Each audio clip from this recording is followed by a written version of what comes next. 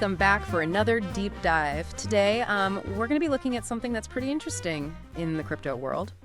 We're going to be talking about the Bitcoin stash of its creator, Satoshi Nakamoto. Yeah, it's pretty fascinating when you think about it. I mean, this is a person whose identity is still a complete mystery, but they potentially hold over 1 million Bitcoin. Yeah, like 1.1 million. Yeah, and they haven't touched any of it since 2010. It's crazy. So we've got this analysis that was originally published in Korean that we're going to try to unpack together today.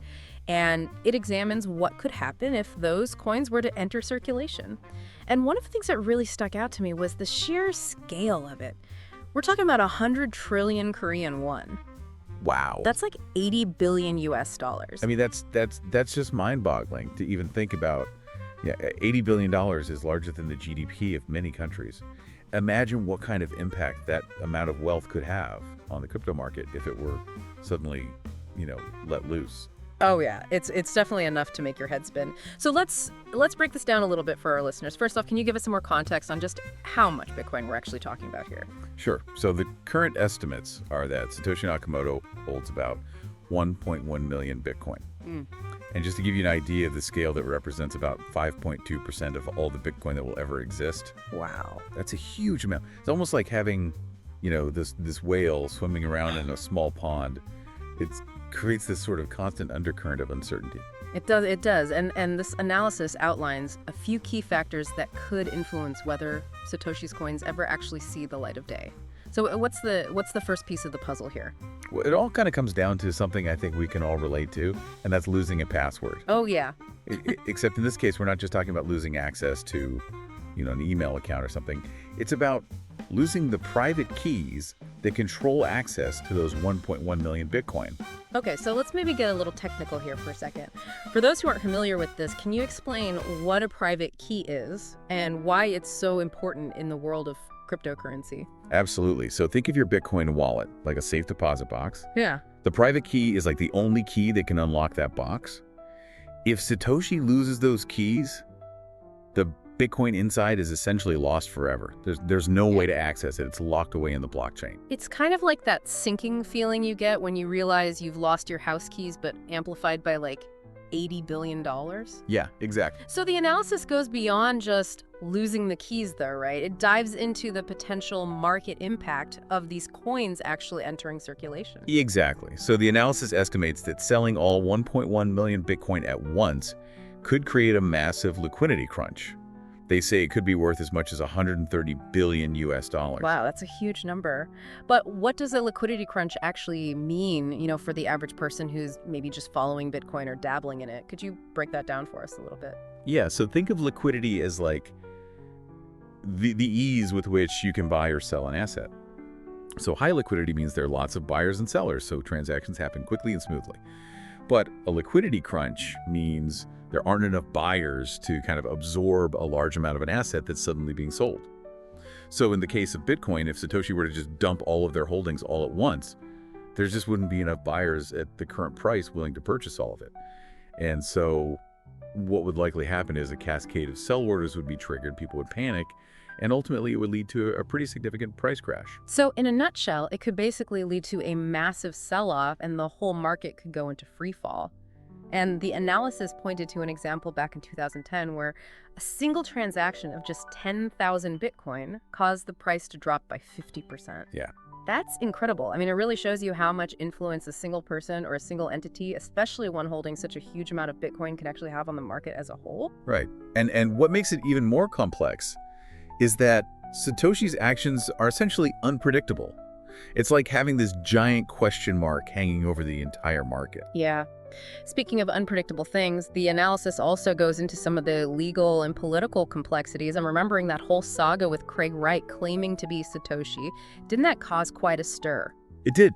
And the Craig Wright case is a really good illustration of the kind of legal quagmire that could arise if, imagine the lawsuits, ownership disputes, and all the potential tax implications All of this revolving around this massive unclaimed fortune. Oh, yeah. So on top of the technical hurdles and the potential for the whole market to go haywire, you've also got these legal landmines to think about.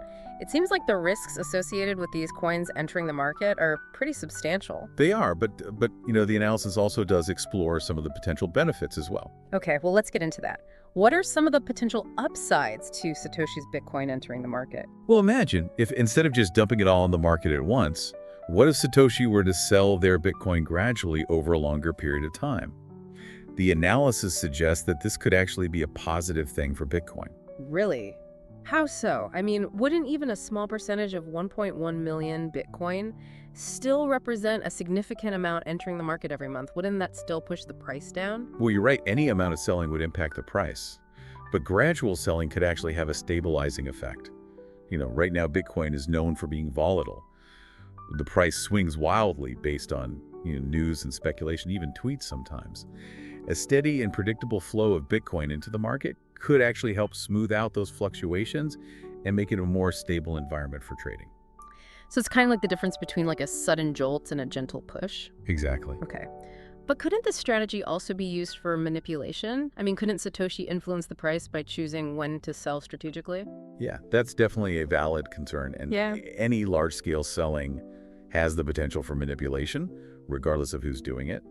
But the analysis does point out that if Satoshi were to announce a gradual selling plan publicly and stick to a fixed schedule, it could actually reduce those concerns because it would increase transparency. Yeah, that makes sense. Transparency would definitely level the playing field. So gradual selling could actually be beneficial for everyone. It could lead to a more stable market and, boost confidence. But what about the opposite? What about the dreaded massive sell-off? What if Satoshi decided to just dump all those coins on the market all at once? What would happen then? Well, that's kind of the doomsday scenario that a lot of crypto investors worry about. And the analysis predicts that a huge influx of 1.1 million Bitcoin would overwhelm the market and cause a really dramatic price crash.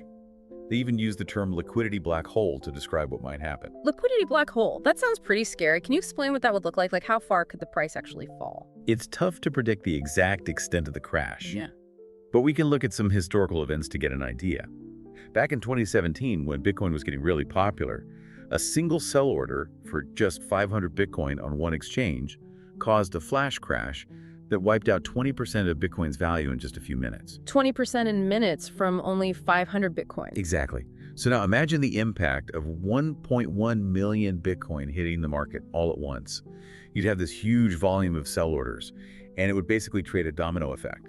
People would panic and start selling, and the price could just spiral downwards. So worst case scenario, we could be talking about a catastrophic drop that wipes out a big chunk of Bitcoin's value. And it's not just the price that would be affected, it's the whole crypto ecosystem, right? Yeah, you're absolutely right. A massive crash wouldn't just hurt individual investors. Yeah. It could damage confidence in the whole crypto market, and that could stifle innovation and slow down adoption.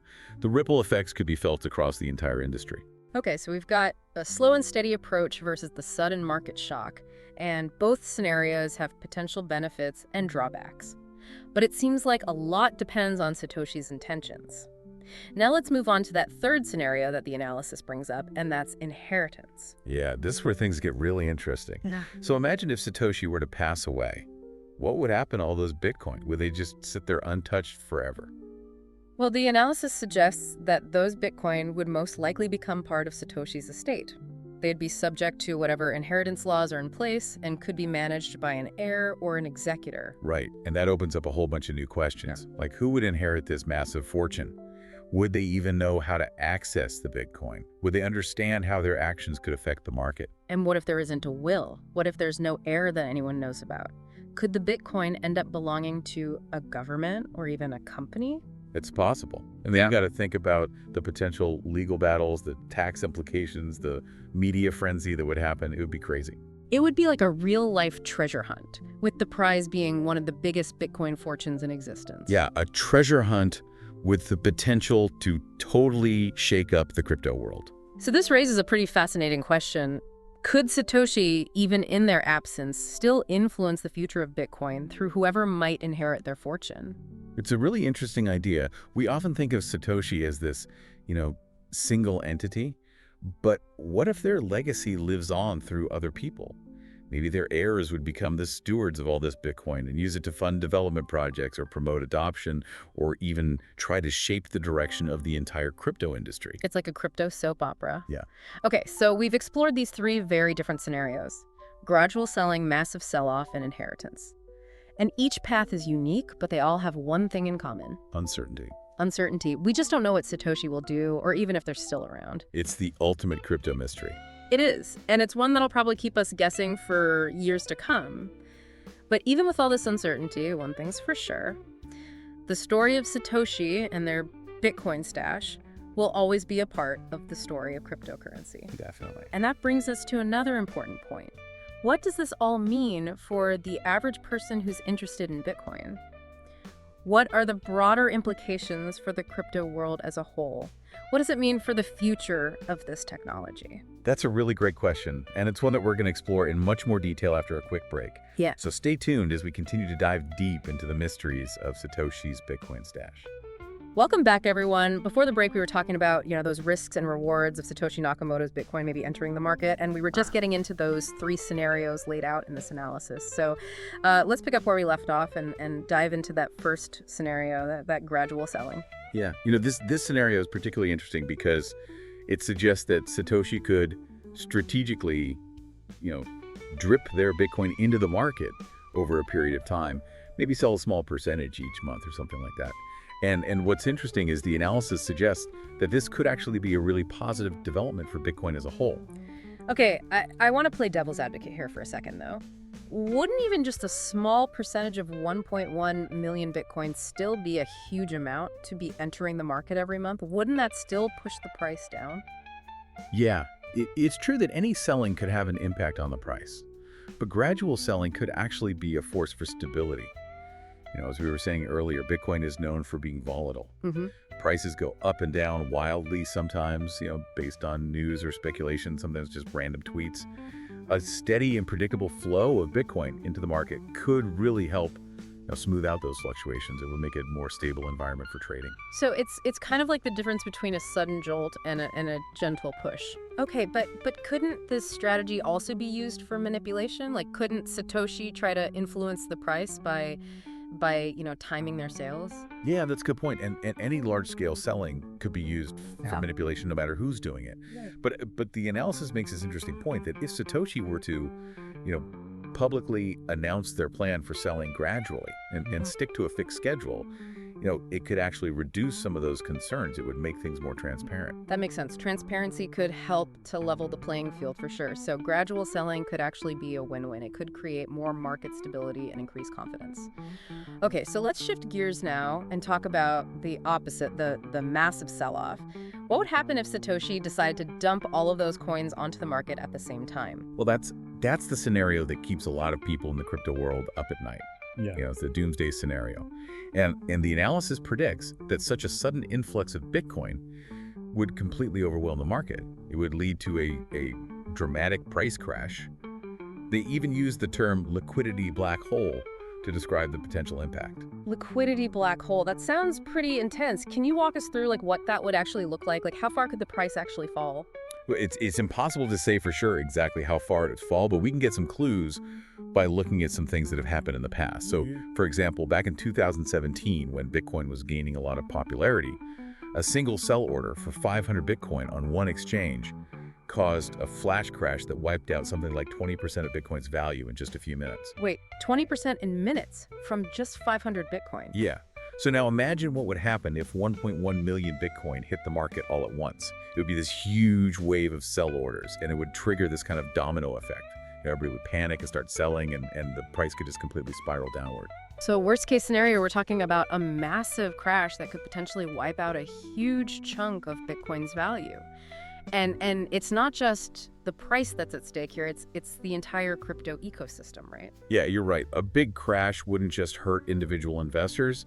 It could really damage confidence in the whole crypto market as a whole. And that could really stifle innovation and slow down adoption. It would have ripple effects across the whole industry. Okay, so we've got the slow and steady approach versus the sudden shock to the system. And both scenarios have pluses and minuses, but it seems like a lot depends on Satoshi's intentions.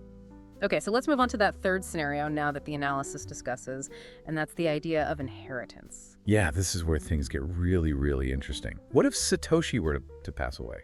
What would happen to all those Bitcoin? Would they just be lost forever? Would they just sit there? Well, the analysis suggests that the Bitcoin would likely become part of Satoshi's estate. Yeah. Subject to any inheritance laws that might apply and probably managed by an heir or an executor. Right, and that brings up a whole bunch of new questions, like who would even inherit all that Bitcoin? Would they be tech-savvy enough to actually be able to access it? Would they even understand how their actions could impact the market? Yeah, and what if there's no will? What if there's no heir that anybody knows about? Could those Bitcoin end up in the hands of a government or a big company? It's definitely possible. And then you have to consider, all the potential legal battles and the tax implications and the media frenzy that would erupt. It would be wild. It would be like a real-life treasure hunt with the prize being, one of the biggest Bitcoin fortunes ever. Yeah, it would be a treasure hunt that could potentially turn the whole crypto world upside down. This brings up another really fascinating question. Could Satoshi, even after they're gone, still influence the future of Bitcoin through their heirs? It's a really interesting thought. We tend to think of Satoshi as this single entity, but what if their legacy was carried on by other people?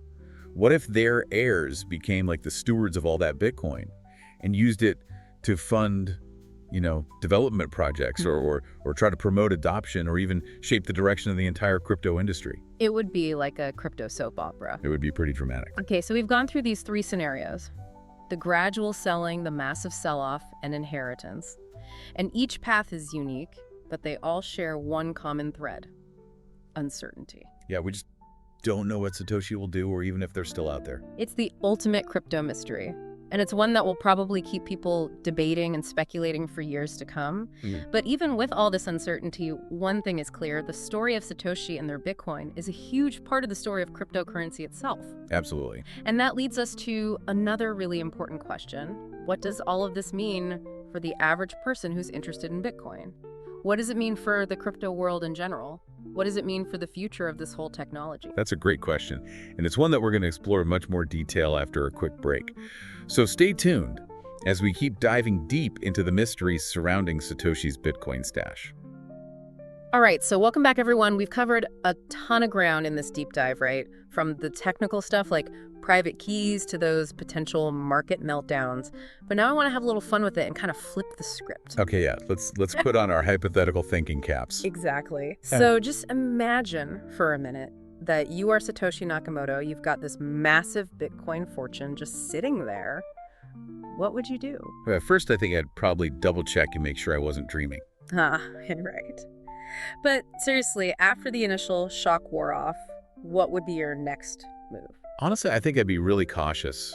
We've been talking about all the potential for chaos in the market and the legal issues and the scrutiny that would come with having that much Bitcoin. Yeah, it would be like living in a fishbowl, right? Every single thing you do would be analyzed by the whole world. Exactly. So I definitely wouldn't rush to cash out or make any sudden moves.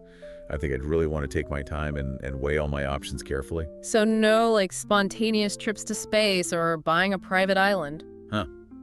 Tempting as that might be, I think I'd probably focus on something more long-term, a more strategic approach. Maybe set up a foundation to support some causes I believe in. Yeah, like funding research into renewable energy or supporting education programs. Exactly. Imagine the impact you could have with that kind of wealth. You can make a real difference in the world. Or going back to something we were talking about earlier, maybe use some of that Bitcoin to fund projects that would, improve and strengthen the Bitcoin network itself. Now, that would be an interesting twist, right? Satoshi coming back, not to cash out, but to invest in the future of their own creation. It's pretty mind-blowing to think about, isn't it? This anonymous person shaping the future of finance from behind the scenes. Yeah, it really highlights the mystery and the power of Satoshi Nakamoto.